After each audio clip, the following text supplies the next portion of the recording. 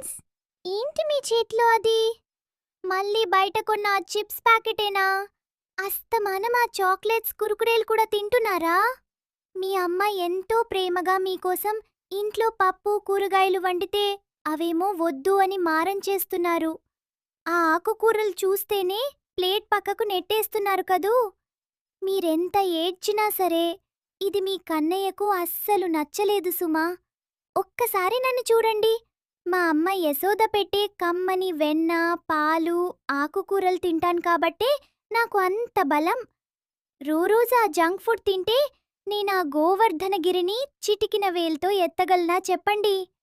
మీరు కూడా నాలాగా స్ట్రాంగ్‌గా, సూపర్ హీరోలా తయారవ్వాలంటే అమ్మ చేతి వంట తినాల్సిందే. ఆ ప్లాస్టిక్ కవర్లలో వచ్చే ఫుడ్‌లో బలం ఎక్కడుంటుంది? ఈ రోజు నుంచి అమ్మ ప్లేట్లో ఏది పెట్టినా ఏడవకుండా, ఒక్క ముక్క కూడా వదలకుండా మొత్తం తినేయాలి. మీ కన్నయ్యకు ప్రామిస్ చేస్తున్నారా?